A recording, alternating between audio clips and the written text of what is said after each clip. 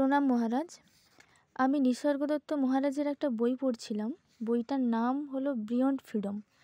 এই বইটাতে একটা টপিক আছে, টপিকটার নাম হলো what is that which you are searching for. এই টপিকটা পড়তে গিয়ে আমি একটা জায়গায় দেখলাম যে লেখা আছে, all of this things in the objective world are inseparable from their attributes.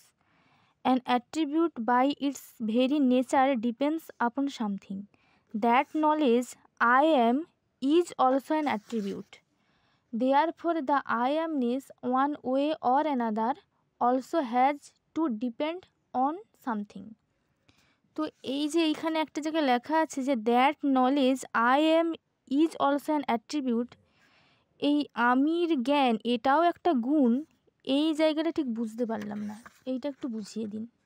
এই যে আইএমএস বলা হচ্ছে কি, এই যে আমির জ্ঞান এটাও একটা গুণ,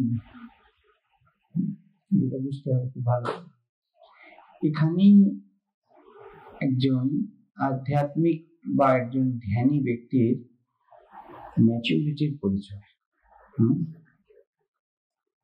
যখন বলছে যে আমির জ্ঞান, তখন there is a attribute of knowledge. জ্ঞান একটা বৃত্তি।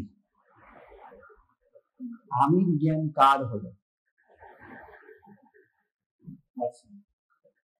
পার্সন মানেই শক্তির, শ্রীরামকৃষ্ণ যেমন বলে, ব্যক্তি মানেই শক্তির এরিয়া। যত বড় ব্রহ্মজ্ঞানী হও, তুমি আছো মায়ের রাজত্বে। দুটো জিনিস বোঝা এই ক্ষেত্রে, যাতে আমরা মিসইন্টারপ্রিটেড না হই কোনো কিছু দ্বারা। তুমি স্বরূপত ব্রহ্ম, এতে কোনো সন্দেহ নেই। তুমি স্বরূপত শিব, তুমি স্বরূপত পূর্ণ, ঠিক, এতে কোনো সন্দেহ নেই। কিছু মানুষ বলে থাকতে হবে তো শক্তি এরিয়া, তাহলে এই গুণকেই সব কথা বলা, গুণকেই সব বলে দিচ্ছে। দে আর রং। তুমি গুণাতীত, স্বরূপ তুমি গুণাতীত। জলের স্বরূপ কি? কালারলেস। কেউ আজ পর্যন্ত কালারলেস জল দেখেছে? জলের কি কোনো রং আছে? তাহলে জলের কোনো রং নেই, কিন্তু আজ পর্যন্ত কেউ রং ছাড়া জল দেখেনি। যেই পাত্রেই রাখো সেই পাত্রের রং ধারণ করবে, কোনো না কোনো রিফ্লেকশন হতে ঘটবে, আকাশের রং পড়বে উপরে। স্বরূপ কি? তুমি নির্গুণ, তুমি পরম, তুমি শিব। কিন্তু স্বভাব কি? গুণ। এটাই তো শিবার শক্তির একত্ব। যে নির্গুণ সে গুণ হয়ে প্রকাশ পাবে সবসময়। যেই আকাশ শূন্য, সেই আকাশের মধ্যে এত কিছু, চন্দ্র, সূর্য, গ্রহ, নক্ষত্র, গ্যালাক্সি, তুমি আমি, সবকিছু। তা আমরা স্বরূপতই আকাশে, কিন্তু স্বভাবগত, স্বভাব, এই যে স্ব হলো, স্বরূপ কি? নির্গুণ। স্বভাব কি? তুমি স্ত্রী, ও পুরুষ, আমি সন্ন্যাসী, উনি গৃহস্থ। এই যে স্ব হলো, এটা শক্তির এরিয়াতে এসে এর ফ্র্যাগমেন্টেশন হয়ে গেল, ছড়িয়ে পড়ল। একোহম বহুশ্যাম, বুঝে যাচ্ছে?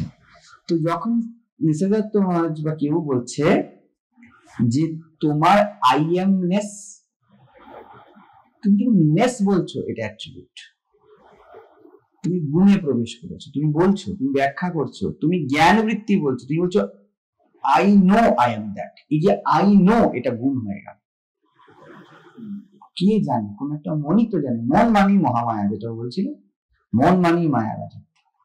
এই জন্যই এই জায়গাটা বুঝতে হবে। যখন জ্ঞান অপরিপক্ক থাকে, যেটা প্রথমে বললাম পরিপক্কতার লক্ষণ, তখন ব্যক্তি মনে করে যখন আমি জানতে পেরেছি আমি মুক্ত হয়ে গেছি। তুমি জানতে পেরেছো তুমি বন্ধনে আছো, এটা এক প্রকার মুক্তি, তুমি অ্যাটলিস্ট জানো। কিন্তু যখন কেউ অপরিপক্ক থাকবে, সে বলবে কি আমি জানতে পেরেছি আমি মুক্ত, আমার কোনো বন্ধন নেই, আমার কি কি কি করবে ইত্যাদি কি ভাব।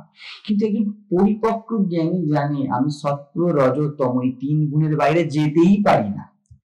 কৃষ্ণ অর্জুনকে বলছে গুণাতীত হওয়ার জন্য। তার মানে জাস্ট ইউ নো, তুমি জানো যে তুমি তিন গুণের মধ্যে নয়, তুমি সেই জল যার কোনো রং নেই, তুমি জানো এটা। তুমি জানাটা তাহলে কি? জ্ঞান বৃত্তি মানে সত্ত্বগুণ। এই জন্য সব শাস্ত্র, সব মহাপুরুষ বলছে সত্ত্বগুণ বাড়া। অজ্ঞান তমগুণ, খোঁজ রজগুণ। জ্ঞানে দাঁড়ানো গুণাতীত নয়, সত্ত্বগুণ। এই সত্ত্বগুণের পর তোমার স্বরূপে আমাকে পৌঁছাতে হবে। ইউ কান্ট, তুমি পৌঁছাতে পারো না, কারণ ইউ আর দ্যাট। তুমি তো নির্গুণ, তুমি পৌঁছাবে কোথায়? আমরা মুখে বলি যে 3 গুণকে অতিক্রম করে গুণাতীতে পৌঁছাতে হবে। তুমি কে? পঞ্চম তত্ত্ব নাকি? 3টে গুণ, গুণাতীত, চতুর্থ তত্ত্ব, তুমি কে? পঞ্চম তো কিছু নেই। জাগ্রত, স্বপ্ন, সুষুপ্তি, তুরীয়। তুমি এবার কে? তুমি তুরীয়, যে জাগ্রত, স্বপ্ন, সুষুপ্তির মধ্যে ঘরে। তুমি সেই যার মধ্যে সাদা, কালো, নীল, লাল, হলুদ রং প্রকাশিত হয়। তো এর মধ্যে কি হয়? যেমন সাদা রঙে পৌঁছিয়ে গেলে সব রঙের আধারভূত হয়ে যায়, সব রঙকে প্রকাশ করে দেয়, ঠিক তেমনি সত্ত্বগুণ হয়ে গেলে, তার মধ্যে সত্ত্বগুণ বা প্রকাশ, জ্ঞানের স্পৃহা, মুমুক্ষা, সব সত্ত্বগুণ, বিবেক সত্ত্বগুণ, যেই অ্যাট্রিবিউট ক্ল্যারিটি দেয়, সব সত্ত্বগুণ। ঠিক আছে, স্পষ্ট করে সত্য প্রকাশিত করে। তো বলছে যে এই যে আই এম এর জ্ঞানই সত্ত্বগুণ। বুঝে যাচ্ছে? এই জন্য জ্ঞান অজ্ঞানের পার বলা হয়েছে স্বরূপকে। স্বভাব নাই তুমি জ্ঞানে আছো না অজ্ঞানে আছো, দ্বৈত। তো জ্ঞানে থাকাও দ্বৈতেই থাকা। আই নো, আইকে টাকা রাখে, আমি জানি, এই ভাব জ্ঞানের অভিমান। ঠিক আছে, অষ্টাবক্র যেখান থেকে কথা বলছে বা কবির যেখান থেকে বলে হদ আনহদ কে बीच में, তুমি জানো যে জ্ঞান অ্যাট্রিবিউট, ইয়েট জ্ঞানকে ধরে থাকো, তুমি অজ্ঞানে পড়ে যাবে। দুটোই আছে, জ্ঞান আর অজ্ঞান। তুমি যদি জ্ঞান না ধরো অজ্ঞানে পড়ে যাবে, কিন্তু জ্ঞানকে আলটিমেট ধরে নিও না। যেখানে তোমার স্বরূপ সেখানে মৌনতা, সেখানে জ্ঞান অজ্ঞানের খেলাই নেই, সেখানে জানা না জানাই নেই। তোমার মধ্যে থেকে জানা অজানার খেলা ঘটে। তুমি জানা অজানা সাথে নিজেকে মিলিয়ে বলো না আই নো বন্ধন, আই ডোন্ট নো বন্ধন। বুঝে যাচ্ছে? সোনার শিকল, লোহার শিকল দুটোই পাওয়া গেছে, কিন্তু প্রত্যেক সাথে কি বলে, অ্যাটলিস্ট তুমি সোনাতে ওঠো লোহা থেকে, তারপরে তুমি বুঝতে পারবে এটাও বন্ধন। প্রত্যেকটা ব্যক্তি, শ্রীরামকৃষ্ণদেব বলছেন, সাধু, সন্ত, মহাপুরুষ, অবতার বিদ্যা মায়া ধরে থাকে। দাঁড়াবে কিসের উপরে? Being a individual we are manifested here. আমরা কিসের উপরে দাঁড়াবো? যদি দাঁড়াতেই হয়, যদি থাকতেই হয় মা, যদি কিছু দিতেই হয়, তোর পায়ে শুদ্ধা ভক্তি দিস। শুদ্ধা ভক্তি সত্য, বুঝে যাচ্ছে? আনকন্ডিশন লাভ, লাভ একটা গুণ, প্রেম মানে হেট্রেড। যদি দিতেই হয় তাহলে কি বলছে? আনকন্ডিশন লাভ দিয়ে। এই যে আনকন্ডিশন, এটা বীচ মে হয়ে গেল। বুঝে যাচ্ছে বিষয়টা? জ্ঞান আর বিজ্ঞানের মাঝখানে তুমি চলো।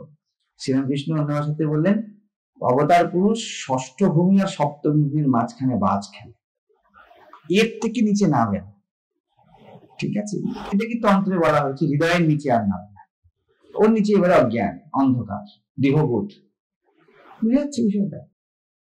যখন বলা হচ্ছে তোমার স্বভাব আই এম, এটাও একটা অ্যাট্রিবিউট, এর অর্থ হয়ে গেল তুমি তো স্বরূপেই আছো, কিন্তু তুমি যখন বলো আই নো, এটা তোমার স্বভাব বা মনের গুণে পরিণত হয়। Knowledge of I am, knowledge বা জ্ঞান, এটা গুণ। ঠিক আছে, সেই জন্য সাধক ভেবে নিও না তুমি গুণাতীত স্তরে দাঁড়িয়ে আছো। এই জন্য আমি কখনো বলেছি, সবাই বলেছে একই কথা, সাধক যখন প্রত্যেক মুহূর্তে নিজেকে সামলাতে রাজি হয়ে যায় সে সিদ্ধ। যে প্রত্যেক মুহূর্তে জ্ঞানে চৌখাস, অজ্ঞানে তো রাখবো না, জ্ঞানে থাকবো, যেটা কি বিষ্ণুমূর্তি আগের দিন বললো, প্রচন্ড ইন্টেলেকচুয়াল। শ্রীরামকৃষ্ণ বললেন মাফ করবেন, আমার অতদূর জ্ঞান হয়নি। যেই বললো যে তোমার জ্ঞান অজ্ঞান ভেদ কি, তোমার ত্যায্য গ্রাহ্য ভেদ কি, কামিনী কাঞ্চন ভেদ কি, শ্রীরামকৃষ্ণ হাত জোর করে বললেন মাফ করবেন, আমার অতদূর জ্ঞান হয়নি। কারণ আমি এখনো, প্রত্যেক ব্যক্তি এখনো, মানে সারা জীবন বিদ্যা আর অবিদ্যার দ্বৈতের জগতে মরার আগে অব্দি থাকবে। অন্ধকার আলোর খেলা মরার আগে অব্দি হবে। সেই জন্য অ্যাটলিস্ট আলোতে থাকবো, আলো গুণ, কিন্তু অন্ধকারে তো যাবো না। জ্ঞানী হোক অজ্ঞানী হোক, হোঁচট খেয়ে পড়লে তোমার পা ভাঙবে। সেজন্য অ্যাটলিস্ট আমি তো সাবধানে হাঁটবো, যে প্রত্যেক মুহূর্তে সাবধান সে সাধক, সেই সিদ্ধ। ইম্যাচিওর জ্ঞানী বা শিকার হলে কি হবে, সে বলবে জ্ঞান হয়ে গেছে মানে এবার নাচো, বুঝে গেছি। তোমরা খেয়াল রাখো এই জিনিসটা, জীবনে কখনো এমন হয় না যে তুমি নিশ্চিন্ত, যেই নিশ্চিন্ততা আমরা খুঁজি, যে এইবার টাকা হলে নিশ্চিন্ত, স্ত্রী হলে নিশ্চিন্ত, গাড়ি বাড়ি হলে নিশ্চিন্ত, জ্ঞান হলে তো পরম নিশ্চিন্ত, কিচ্ছু নিশ্চিন্ত না। যখন সন্তান গর্ভে থাকে মা চিন্তায় থাকে, আচ্ছা সন্তান প্রসব হয়ে গেলে আপনার তো মায়েরাও আছেন, নিশ্চিন্ত, পরম যত্নে সামলাতে হয়। জ্ঞানের যখন সে যখন গর্ভ থেকে প্রকাশিত হয়, জ্ঞানকে বড় ভালোবেসে সামলাতে হয়। এই সামলানোই হলো সত্ত্বগুণের। আত্মীয় বোধে যেমন সন্তানকে মা সামলায়, ঠিক জ্ঞানীও তার আত্মজ্ঞানকে বড় প্রেমে, বড় শ্রদ্ধায়, বড় কি বলবো, বড় হার্দিক ভাবে সামলায়, যতনে হৃদয়ে রেখো। আগে তো অন্ধকার ছিল হৃদয়ে, তাহলে এখন মা প্রকাশিত হয়েছে নিশ্চিন্ত, এরপর যতনে হৃদয়ে রেখো। আদরিনী শ্যামামাকে, আদরিনী প্রেমে সামলাতে হবে, অহংকারে সামলালে চলবে না, মা ভ্যালিস হয়ে যাবে। মন তুই দেখ আর আমি দেখি, আর যেন কেহ নাহি দেখে। কেন বলছে আর যেন কেহ নাহি দেখে? ইন্ডিভিজুয়ালি বুঝতে পারবে। কালকে আমরা অষ্টাবক্রীতে আলোচনা করছিলাম, গুরু আর যার হয়েছে সেই বুঝবে, আর কেউ বুঝবে না। আর যেন কেউ নাহি দেখে, একটু বাজার করা যায় না, কারণ আপনার লৌকিক ব্যবহার তো একই, জ্ঞানী অজ্ঞানী একই লৌকিক ব্যবহার করবে, একই খাবে, একই ঢিকুর তুলছে, একই ল্যাট্রিন যাচ্ছে, একই বাজার করছে। জ্ঞানী বাজারে গিয়ে দাম দর করবে, অজ্ঞানী বাজারে গিয়ে দাম দর করবে। আর যেন কেউ নাহি দেখে, ভিতরে যে রূপান্তরণ ঘটে গেছে, ভিতরের মরুভূমিতে যে নতুন করে ফুলের বাগিচা এসে গিয়েছে, এটা আমি মাত্র জানি। কিন্তু জ্ঞানীর এই যে সূত্র, এতে খুব সুন্দর একটা লক্ষণ বোঝায় যে যতদূরই জ্ঞানের স্বাভাবিক, যদি সত্যিই কারোর মধ্যে জ্ঞান প্রকাশিত হয়, এনলাইটেনমেন্ট আসে, সে এনলাইটেনমেন্টকে বড় যত্নে সামলায়, সে তিরিং বিরিং করে না। তিরিং বিরিং অজ্ঞানের লক্ষণ, অপরিপক্কতার লক্ষণ। বুঝে গেছি তো তোমাদের মধ্যে দেখবে, বুঝে গেছি মানে হুররে, আমি বলছি না কেউ মুখ ধার করে বসে থাকুক, কিন্তু যদি সত্যি বুঝে যাওয়াটা বুঝে যাওয়া হয়, এই বুঝে যাওয়ার জন্য তুমি আসন পেতে থাকবে, এই বুঝে যাওয়াকে বারবার প্রণাম করবে, চিরকৃতজ্ঞ থাকবে যে আমাকে তুমি বুঝিয়েছো। কখনো বলবে না আমি বুঝেছি। অষ্টাবক্র চতুর্থ প্রকরণে এটাই দেখছি জনকের মধ্যে। জনকের মধ্যে এই অভিমান নেই তো যে আমি বুঝে গেছি। জনক প্রথমে কি বললো, জ্ঞানীর এমন হয় অজ্ঞানের এমন হয়। অষ্টাবক্র দেখছে অ্যাটলিস্ট বলছে না যে আমি জনক জ্ঞানী, এটা জ্ঞানের লক্ষ্য। কারণ জনক জানি কোথাও না কোথাও জ্ঞানও ব্যক্তির হয়, তাই আমি জানি এই কথা জনক বলছে। ওইখান থেকেই নিসর্গ মহারাজ বলছেন যে আমি জানি এটা এসে গেল মানেই তুমি গুণের রাজ্যে চলে যাবে। তো জনক করে কথা বলছি, গুণ আর নির্গুণের মাঝখানে দাঁড়িয়ে জনক কথা বলছে। আমি কখনো কখনো বলেছি সিদ্ধান্ত বলছি আমি, আমার কথা না, আপনার কথা না, সিদ্ধান্ত মিলিয়ে, এটা মাঝখানের কথা। জনক সিদ্ধান্ত বলছে, এখানে নিসর্গ মহারাজ কিন্তু এই সিদ্ধান্তের দিকে ইঙ্গিত দিচ্ছে। ও যেটা বললো শক্তি, এই মনই তো বলছে আমি জানি। যদি মন এসে গিয়েছে তাহলে আমি না জানিয়ে চলে আসতে পারি, যে কোনো মুহূর্তে চলে আসতে পারি। সেই জন্য একজন প্রাজ্ঞ ব্যক্তি কখনো জানা না জানার উপর খুব একটা নির্ভর করে না, সাহায্য করে থাকি যেখান থেকে জানা অজানা আসছে। এটা খুব মাথায় রাখবেন। এখানে যে কথা হয় না যে যারা জ্ঞানপীঠে আসে তারা কথা শিখে যায়, তাই জ্ঞানী ভাষা আমি জেনে গেছি। এবার দ্বিতীয় আছে যে জীবনে করলাম না, ওটা তো জুয়াচুরি। জেনে গেলাম কাজে করলাম না, ওটা মিথ্যাচারে কুপিয়ে দেবে, একই কথা। ইভেন যদি জেনে জীবনে করেনও, যদি তার মধ্যে অভিমান চলে আসে যে আমি জানি, ম্যাটার অফ নলেজ হয়ে যায়, রেডি থাকুন, জ্ঞান এসছে তো অজ্ঞান আসবে। নিচে যখন নামা হয় জ্ঞানী, তখন জ্ঞানকে প্রণাম করে সামলাবে, কিন্তু জানবে যে আমি তো জানি না। জ্ঞানের যখন কর্তা হয় তখনই তা গুণে চলে যায়, জ্ঞানে যখন অকর্তায় হয় তখন সে জ্ঞান অজ্ঞানের মাঝখানে দাঁড়িয়ে থাকে, চৌকাঠে দাঁড়িয়ে আছে, না ঘরে না। সিদ্ধান্ত বলছে, আমার সিদ্ধান্ত না, জীবনের সিদ্ধান্ত। তখনই আর ঠিক এই বিন্দু থেকেই বলবো, যখন বলি কথা আপনাদের, যখন বলে আপনি মিলিয়ে নিন, এই বিন্দু থেকে আপনি মিলিয়ে নিন, আমার কথা নয়, আপনি মেলান। আপনার আমার রাম শ্যাম চন্দ্র সূর্য সবাই যেন একই, আলাদা কিছু নেই। এইখান থেকেই একজন আত্মজ্ঞানীর দ্বেষ রাগ হয় না, কারণ সে তো নিজের কথা বলছেই না, নিজের হলেই দ্বেষ রাগ হয়। যার মনে হবে যে এটা জ্ঞান, তার মনে হবে ওটা অজ্ঞান। তুমি জ্ঞানে আসলে তোমার ভালো, কিন্তু জ্ঞানীর অজ্ঞানীর এই যে ভেদ থাকা সত্ত্বেও জ্ঞানের মানে জ্ঞানীর জন্য লিটারালি কোনো পার্সোনাল ভেদ নেই। ঠিক আছে, এটা সিদ্ধান্ত, লেটস ডু ইট, করে দেখো।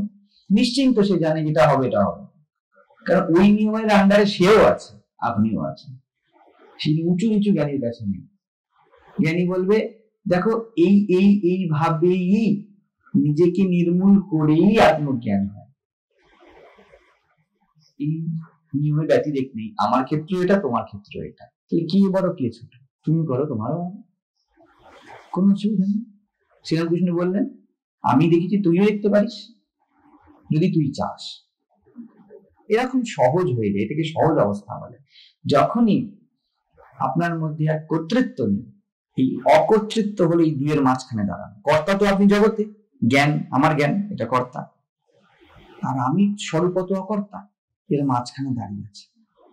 দাঁড়িয়ে আস্তে করে হাত জোর করে বলছে দেখো আমি কর্তা হিসাবে কথা বলছি, কিন্তু কর্তা আমি নেই, মাঝখানে দাঁড়িয়ে বলছে। যদি কাঁচা জ্ঞান হয় সে বলবে আমি কর্তা, আমি যেটা বলছি ওটাই ঠিক। জ্ঞানী বলবে কে জানে আমার এটা অনুভব আছে, এবার তুমি মিলিয়ে না। জ্ঞানী অজ্ঞাতকে রহস্যকে খুব সাষ্টাঙ্গ করে সোজা। তার সাথে জ্ঞানীর লক্ষণ হবে এটা, সে জীবনে অনুভবে যেটা গেছে অনুভবটা রেখে দেবে আপনার সামনে। তবে আমার অনুভব এটা বলেছে, আমি অনেক সময় বলেছি, চেষ্টা করেছি বোঝানো, আপনি অনুভব করুন, যদি আলাদা কোনো অনুভব হয় আমাকে বলুন, আমিও শিখব। সে নিজেকে কর্তা করে নেয়নি যে আমি যেটা বলছি এটাই আলটিমেট। এইরকম জায়গাতে না হয়, সেই জন্য বলে দিচ্ছি যে জ্ঞানও কিন্তু গুণ, ভুলে যেও না জ্ঞান হয়েছে মানে কিন্তু কিছু হয়ে গেছে। জ্ঞানের অভিমানী হয়ে যাও না যে আমি বুঝে গেছি। যেই বলবে আমি বুঝে গেছি, না বোঝা তোমার পিছন পিছন ছায়ার মতো আসছে। বিষয়টা কেন বলছি অ্যাট্রিবিউট। মহারাজ, এই যে অনেক মহাপুরুষদের দেখা যায় যে তারা জীবনে নিশ্চিন্ত হয়ে গেছে, এই নিশ্চিন্ত হয়ে গেছে এই ব্যাপারটা কি? যাতে মাতাল তালে ঠিক, একদম নিশ্চিন্ত। ধরুন তুমি ওকে বললি যে আমি নিশ্চিন্ত, মানে আপনার তো কোনো চিন্তা নেই, ঠিক আছে। এবার তুই আমাকে বলবি মানে মিথ্যা কথা বলুন না, জীবনে বলবো না, কেন বলবো? যাতে মাতাল তালে ঠিক। শ্রীরামকৃষ্ণকে কি যেমন বলা হচ্ছে না, গিয়ে তুমি শ্রীরামকৃষ্ণকে বলে আপনার তো ত্যায্য কার্য কিছু নেই, টাকা মাটি, মাটি টাকা, মাটি যেমন করেন টাকাও নেই, শ্রীরামকৃষ্ণ নেবেন। নিশ্চিন্ত তো বটেই, একজন ভালো তবলিয়া, একজন ভালো গায়ক, ঠিক আছে, নিশ্চিন্ত কি অর্থে? সুরে থাকতে হবে, এর কোনো ব্যতিরেক নেই, সিদ্ধান্ত এসে গেছে, ঠিক তালে থাকতে হবে, কোনো ব্যতিরেক নেই। কিন্তু সে প্রত্যেক মুহূর্তে ভয়ে নেই। মাথায় রাখুন, আমি বলেছি উদাহরণ, বাচ্চাকে যখন মা সামলায়, মা ভয়ে থাকে না, প্রেমে সামলায়।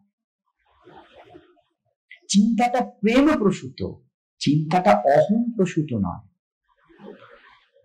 ব্রহ্মচারী তোমরা বলবে এটা করতে হবে, ওটা করতে হবে, নাহলেই আমার এটা চলে গেল, নাহলেই ওটা চলে গেল, এটা ভয় প্রসূত। যখন বলবে আমি তো ব্রহ্মচারী স্বভাবগত, আমি জীবনকে চুজ করে নিয়েছি, এটা আমার প্রেমে সামলানো, আমার নিষ্ঠা, আমার নিয়ম, আমার সৌন্দর্য, আমার তিতিক্ষা, আমার তো প্রেমে সামলানো। এটা নিশ্চিন্ততা। কি নিশ্চিন্ততা? আমি উদাহরণ তোমাদের ক্ষেত্রে, আমি ব্রহ্মচারী, আমি নিশ্চিত এবার সামলাচ্ছি, আমার কোনো দ্বন্দ্ব নেই, আমি ব্রহ্মচারী, আমার কোনো দ্বন্দ্ব নেই, আমি মা, আমি কোনো দ্বন্দ্ব নেই, আমি সর্বোচ্চ, আমি পরমাত্মা, আমার পতন হতেই পারে না, এটা নিশ্চিত জানো। উত্থান পতন তোমার কিছু নেই। এইবারে তুমি কিন্তু কি বলবো, যেখানে আনন্দময় কোষের অবস্থান, সেখানে বিজ্ঞানময় কোষ এমনি সামলায়। তুমি আনন্দে নিজেকে স্বীকার করে নিয়েছো না, তুমি পুরো স্বীকার করেছো নিজেকে। বিজ্ঞানময় কোষের পরে বিজ্ঞানময় বুদ্ধি, তারপর আনন্দময় কোষ। আনন্দময় কোষ মানে তুমি গ্রাজুয়েট হয়েছো, তুমি 12 এমনি সামলে গেছো। তোমার যে সত্যি সত্যি নিজের স্বভাব বিষয়, স্বরূপ বিষয় নিশ্চিত, কিভাবে জগতে চলতে হবে, কোনটা মোস্ট ইন্টেলেকচুয়াল আর মোস্ট মানে কি লজিক্যাল অ্যাপ্রোচ সে এমনিই করতে পারবে। জেনে দেখো জ্ঞানী কখনো ইলজিক্যাল হয়, কারণ সে লজিককে পার করেছে, সে নির্বুদ্ধি নয়, সে বুদ্ধিকে অতিক্রম করেছে। তো তার যে নিশ্চিন্ততা সেটা বুদ্ধিকে অতিক্রম করে এসেছে। সে জানে স্বভাবগত ভাবে আমি আই এম দ্যাট, আমি সেই, এটা কোনো সন্দেহ নেই।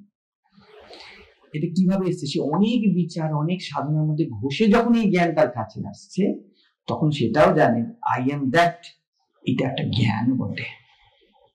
আমি যদি এখন 25 দিন মাতালের সাথে বসতে শুরু করি তাহলে এই যে আই এম দ্যাট জ্ঞান যে দর্পণে হয়, দর্পণে মদ বসাবে, সেটাও জানে, বুদ্ধিকে অতিক্রম করেছে না। আই এম দ্যাট এটা রিফ্লেক্ট হচ্ছে আমির দর্পণে, কালকে মাতাল রিফ্লেক্ট হবে আমিটা, এটাও তো সে জানে, এটা অতিক্রম করে তো সে জ্ঞানে পৌঁছেছে। আমি ফায়ার প্রোটেকশন নিয়েছি মানে আমি জানি আগুন লাগতে পারে, এই প্রোটেকশনটা নেওয়া তোমার যত্ন। কিন্তু তোমার জ্ঞান মানে এই নয় যে ঘর পুড়ে যেতেই পারে, বাঁচাতে সব করবে, সব ব্যবস্থা করবে।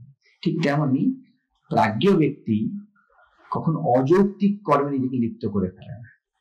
ঠিক যেমন যে কোনো সময় শরীর যেতে পারে তার মানে আপনি গাড়ির সামনে চলে যান না, যে কোনো সময় একটু বয়স হলে চোখে দেখতে পাই না, তাহলে চোখে আপনি ছুঁচ ফোটানো, ছুঁচ যদি ফুটতে চাই আপনি সাবধান হবেন না, তখন পরম সাবধান যে তার সাথে যদি এটা মেশে চোখ যে কোনো মুক্তি যেতে পারে, এটা মুক্তি, পূর্ণ সাবধান। আর এটাও জেনে রাখো যে শরীর বিষয়ে যত উদাসীন হয়ে যায় না, উদাসীন মানে ব্যক্তি শরীর হিসাবে, এই উদাহরণে বলছি, সে তত বেশি শরীরকে সামলাতে হয়। যারা মনে করে শরীরে খুব যত্ন করছে তাদের কিন্তু শরীর বেশি ক্ষয় হয়। শরীরের চিন্তা করতে করতে সে মানসিক ভাবে এত চিন্তিত হয়ে গেছে, তার মন করা হয়ে গেছে।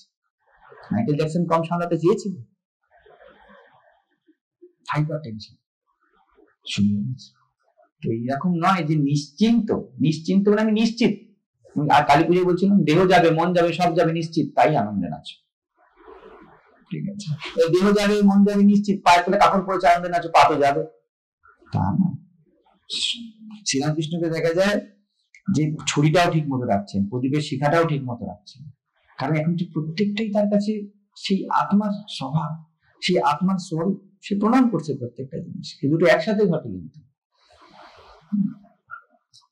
জীবনে আলু থাকবে হয় না, জ্ঞান বড় গোছানো, রাবেয়ার ছেঁড়া কাঁথা এদিক ওদিকে পড়ে থাকতে হবে।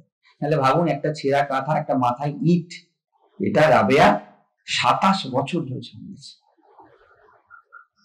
কম গোছানো মন না? ইটের কি গুরুত্ব তোমাদের কাছে আছে, ছেঁড়া কাঁথার কি গুরুত্ব আছে? কি বলছেন রাবেয়া? রাবেয়া বলছেন परवरदिगार ने दिया है, राबिया के लिए यही उसका विधान है। তার গিফট সামলাবো না, তার শরীর সামলাবো না, আমার তো নয়। আমি নিশ্চিত এই শরীর আমার নয়, আমি এটাও নিশ্চিত যে আমি তার জিনিস আমি সামলাচ্ছি। এই ভাবটা থাকে জ্ঞানের। আমি পার্সন নই, কিন্তু ইমপার্সন পার্সন হচ্ছে, কিন্তু ইমপার্সনের যে গিফট তাকে সামলে নিচ্ছে, পার্সন নয়। জ্ঞানকে জ্ঞানী সব থেকে পরম যত্নে সামলায়। যদি নিজের কর্তৃত্ব হতো তাহলে কি করতো? ডমিনেট করতো, জ্ঞানকে ইউজ করতো, যেটা অজ্ঞানী করে, যেটা ইমেচিউর সিকাররা করে, এদিকে বলছে ওদিকে বলছে এদিকে বলছে। জ্ঞানী জানে এখন আচরিত হয়নি, জ্ঞানী জানে বলে কোনো লাভ নেই, let it come to them, তারপরেই হবে, চট করে নয়। এই জন্য সদ্গুরুরা দেখবে গাইড করে, অধিকারী বুঝে, জানি যে কোন জায়গায় কি, তারা জ্ঞানকে বড় সম্মান করে। তো নিশ্চিত তো বটেই, দুটো একসাথে হাঁটবে, একদিক থেকে সব জানবে যে অনিশ্চিত, আবার একদিক থেকে এইটা জানা, যদি এই জ্ঞানটা ট্রু হয় সব অনিশ্চিত, আপনার মতো ঝাঁটাটাকে সামলানোর লোক পাওয়া মুশকিল আছে। যারা যত আলু থাকবে জানবেন তারা জীবনে তত বেশি কর্তা। রামপ্রসাদকে কর্তা দেখেন, বলতে পারতেন আমার মাটির ঘর আছে মা, যেন একটু ইট গাঁথনি হয়ে যায়, পাই যেন তাই খড় জোগাতে। ওই বাঁশের কাঠামোটাকে উনি সম্মান দিয়ে বলছেন খড়টা যেন ঠিক ঠিক দিতে পারে, আমার খড়ই আছে ঠিক ঠিক না ঠিক, মা তুমি দিয়েছো, এইটুকুই আমার চাই। যেটুকু আছে আপনাদেরকে বলি গোছানো হতে, অগোছানো জিনিস পরমাত্মার হতে পারে না। সে দেহ হোক, সে মন হোক, যা কিছু হোক। একজন মহাপুরুষকে দেখেন তারা অগোছানো।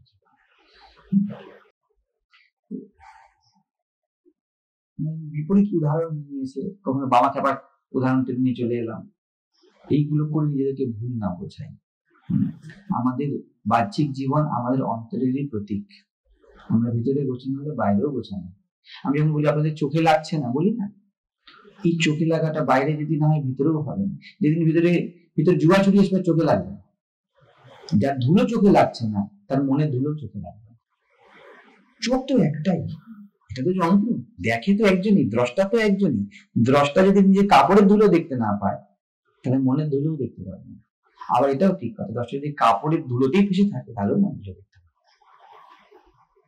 বিষয়টা তো বিষয়গুলো অনেক গহন, মানে ইলাবরেট, কারণ যতই বলা হবে আত্ম অনুভব অন্য কিছু। তার শুধু ইঙ্গিত দিচ্ছি, মূর্খ ইঙ্গিতই দেয়, এর বেশি কি করবে? মূর্খের দরকার সবসময় যে সেই উদাহরণ দেবে, ইঙ্গিত দেবে।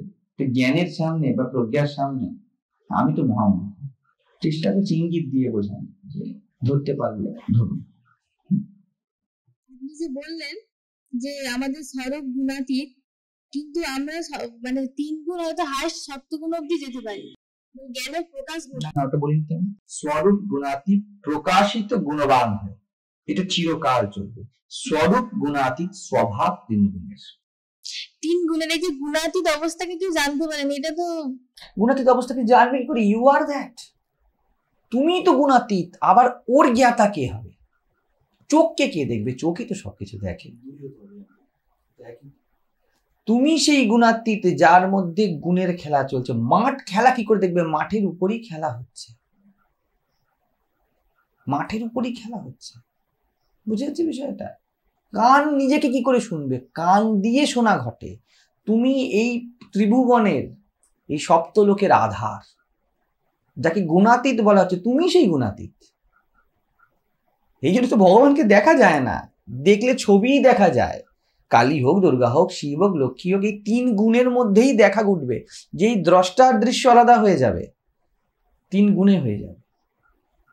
তুমি সে যেখানে ত্রিপুটি লয় হয়ে যায়, এবং তুমি সবসময় তাই আছো।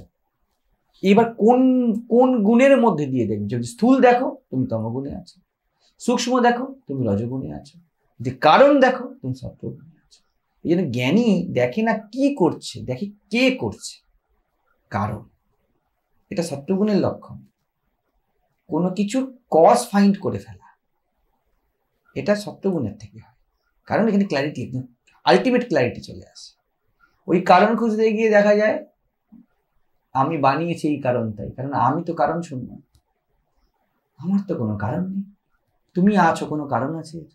তুমি কারণ দাও, আমি এটা করবো, আমি ওটা করবো। তোমার থাকার কি কারণ বলো? তোমরা যারা আছো কি কারণ আছে? কি কারণে তোমরা আছো? ইউ হ্যাভ টু, মানে কি বলবো, মেন্টালি ফাইন্ড, মানে নিজেকে কোনো একটা কারণ দিতে হবে যে এই কারণ আমার জীবনে। এই জন্য তো বলি কোনো উদ্দেশ্য নেই জীবনে, কারণ জীবন আছে, জীবন আছেই, তুমি আছোই। এইবারে কারণ দেবে। এই কারণ যখনই দেবে, তুমি আছো, আমি আছি মানে আমার হবে, এবং সত্য-রজতম 3টে সে দাঁড়াবে। স্থূল কারণ দেবে, সূক্ষ্ম কারণ দেবে, না কারণেই দাঁড়িয়ে থাকবে। এই যে জ্ঞানী বলছে না আই অ্যাম দ্যাট, আমার থেকে জগতে, মানে কি কারণে দাঁড়িয়ে আছে, আমার কারণে সবকিছু। অজ্ঞানী বলবে জগতের কারণে আমি, বা তমগুণে বলবে জগৎ আমাকে বানিয়েছে, সমাজ আমায় বানিয়েছে, এ বানিয়েছে, ও বানিয়েছে। রজগুণী কি বলবে?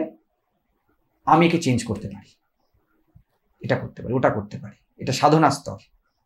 সত্যগুণ যত পাকবে তত সে বলবে কি করার আছে, আমার থেকে সব প্রজেক্টেড হয়েছে। তাহলে আমি কে? আমি কি, এটা সত্যগুণে করা একটা প্রশ্ন হলো। সত্যগুণে দাঁড়িয়ে একটা প্রশ্ন হলো, তুমি কে? ত্রিভুবনে কেউ জানতে পারে, যদি জানতে পারে তা সত্যগুণের দর্পণে দেখা হবে, মাত্র কনসেপ্টের দর্পণে দেখা হবে। তুমি মৌনতা, তুমি শূন্য, চিরকাল তাই। সেই জন্য জ্ঞান লাভ করার কিছু নেই, তুমি জ্ঞান স্বরূপ। যত দর্পণ পরিষ্কার তত পরিষ্কার পরিষ্কার দেখা যাচ্ছে, কিন্তু স্টিল এটা প্রতিবিম্ব। আয়নার মধ্যে কালো রং আছে, একদম কিছু দেখা যাবে না, তমগুণ। আয়নার মধ্যে একটু ধুঁয়ো ধুঁয়ো রং আছে, রজগুণ। আয়না পরিষ্কার, সত্ত্বগুণ, কিন্তু 3টেই প্রতিবিম্ব। ঠিক আছে, তুমি সেই যার প্রতিবিম্ব করেছে, তুমি নিজেকে কোথায় পাবে? তুমি 3 গুণের মধ্যে নিজেকেই পাবে। কখনো কালো দেখছো নিজেকে, কখনো স্মোকি দেখছো, আর কখনো পরিষ্কার দেখছো। কিন্তু দেখছো তোমার প্রতিবিম্ব। প্রতিবিম্ব ছাড়া কিছু জানতে পারবে না। যত জ্ঞানী সব প্রতিবিম্বই দেখেছে। এই প্রতিবিম্বকে সাবধানে সামলাতে হয় যেন কালো না হয়ে যায়, আর একদম দেখাই যাবে না, কিছু ধুয়ো না হয়ে যায়, পরিষ্কার হবে না। ঠিক আছে, এটা জগৎ, এটা মহামায়ার রাজত্ব। এই দর্পণ হলো মহামায়া, তাহলে তুমি দেখবে। ঠিক আছে, তুমি হলে সেই পরমাত্মা, তুমি হলে সেই শিব, সে তুমি ছেলেই হও আর মেয়েই হও, যে ওই মহামায়ারূপ দর্পণে প্রতিবিম্বিত হচ্ছে। সেই জন্য নিজের খোঁজে কি করবে, শুধু দর্পণ, মনের দর্পণটা পরিষ্কার কর, তুমি দেখতে পারবে তুমি যা ছিলে তাই আছে। ওই জন্য কালকে অষ্টাবক্র গীতাতে হচ্ছিল না, অষ্টাবক্র জনক বলছে যে নিজেকে পেয়ে আমি হর্ষিত কি হবো, আমি তো ছিলাম, আমি তো আছি। নিজেকে হারিয়ে দুঃখী কি করে হবে? আমি নিজেকে হারিয়েছি, দেখো কত মিথ্যা কথা। আমি নিজেকে হারিয়েছি, প্রথমেই বলে আমি আছি, তারপর বলছি হারিয়েছি। কি করে হারালে তুমি? গুণের প্রভাবে, গুণাগুণে সুবর্তন্তে, মনে হয় তুমি হারিয়েছো, মনে হয় তুমি ভটকে গেছো, মনে হয় তোমার পতন হয়েছে, উত্থান হয়েছে। যত পরিষ্কার হবে ততই বোঝা যাবে যে আমি যা ছিলাম তাই আছি, শুধু দর্পণটা বদলেছে। বুঝেছ? এই পার্থক্য। সেই জন্য নিজেকে বা দ্রষ্টাকে কখনো দেখা যায় না। দৃগে বা নতু দৃশ্যতে, দৃগ্দৃশ্য বিবেকে বলছে দৃগে বা, যে দেখছে, নতু দৃশ্যতে, তাকে কেউ দেখতে পারে। এই জন্য বলা হয় না উপনিষদ কি, ঋষিরা যে ভমিটিং করেছে সেইটুকুনি, যেটুকুনি গিলে ফেলেছে কেউ জানে। অনুভব, আমি যা বলছি ভমিটিং আমার, আমি যা অনুভব করবো তোমাকে কি করে দিতে পারবো। বুঝে যাচ্ছে?